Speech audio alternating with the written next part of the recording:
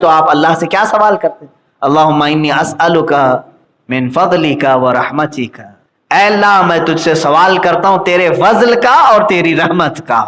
کیونکہ اب باہر جانے کے بعد پھر ڈینجرس سچویشن شروع ہوتی ہے کہ شیطان ہر قدم پر میرے ساتھ آئے گا. یہی دو چیزوں کا ذکر اس آیت میں بھی آیا ہے، اللہ کا فضل اور اس کی رحمت. اگر تمہارے ساتھ نہ ہو تو تم شیطان کے پیچھے پیچھے چلو گے. اور ہم کو مسجد سے نکلنے کے وقت دعا بھی کیا سکھائی گئی؟ یہی مانگو کہ اللہ میں تیرا فضل اور تیری رحمت کا سوال کرتا ہوں، باہر بھی جاؤں تو اپنا فضل میرے ساتھ رکھ. اور جس کی یہ دعا قبول ہو گئی انشاءاللہ العزیز وہ موت تک شیطان کے حربوں سے محفوظ رہے گا. میرے عزیزو، بچوں کو تک شیطان مارتا ہے، یہ بھی حدیث پاک. مغرب کا وقت ہو جائے تو بچوں کو اندر لے لو، حدیث رسول ہے. اس لیے کہ شیطان اپنی پوری فوج کو لے کر کے نکلتا ہے اور جو بچے قریب آتے جاتے ہیں ان کو اسے تھپڑ لگاتے ہوئے چلا جاتا ہے، یعنی ہاتھ مارتے ہوئے جاتا ہے. اور جس بچے کو وہ ہاتھ مارتا ہے، چاہے وہ سر پہ مارے جسم پر مارے، اس کو دو اثرات شروع ہوتے ہیں. ایک یا تو ضدی پن یا پھر شرارت شروع کر دیتا ہے. شرارت وہ بھی آؤٹ آف لیول، بعض بچوں کی شرارت ہو جاتی ہے لیول سے بڑھ کر. چھوٹی موٹی شرارتیں تو سب کی ہوتی ہیں، ضدی پن آتا ہے، شرارتیں زیادہ ہو جاتی ہیں. یا پھر تھوڑا سا بچہ سمجھدار ہے تو اس کے ذہن میں خرافات آ جاتی ہیں، جو بڑے لوگ نہیں کرتے وہ بچہ کرنے لگ جاتا ہے، غلیظ حرکتیں کرنے لگ جاتا ہے.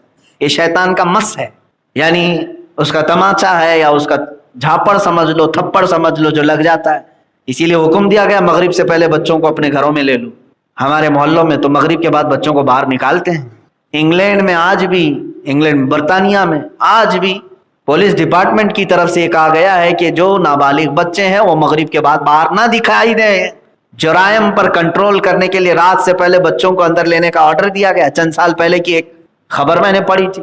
میرے عزیزو، بچوں کو یہاں پر بہکاتا ہے، جوانوں کو الگ، بوڑھوں کو بھی الگ، یہاں تک کہ موت کے منہ میں جا رہے ہوتے اس وقت تک بھی بہکاتا ہے.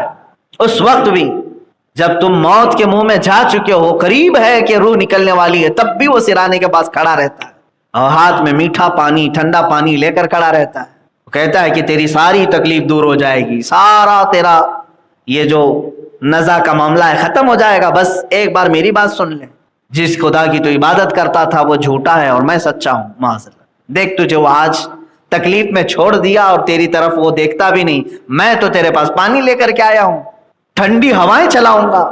جو کمزور ایمان والا ہے وہ پانی کی آس میں اگر اس کو کہہ دے کہ تو ہی سچا ہے، تو جیسے ہی وہ کہے گا وہ شیطان پیالہ پٹک دے گا اور اس کی روح نکل چکی ہوگی، کفر پر موت ہو گئی.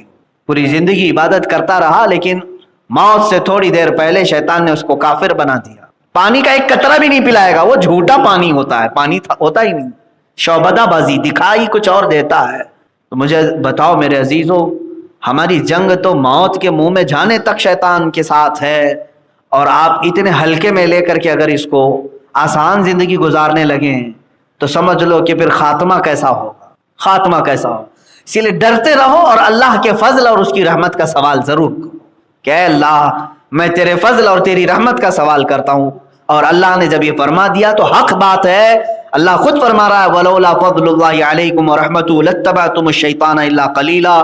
اگر اللہ کا فضل اور اس کی رحمت تم پر نہ ہوتی تو شیطان تمہیں لے جا چکا ہوتا، شیطان کے پیچھے تم لگ چکے ہوتے.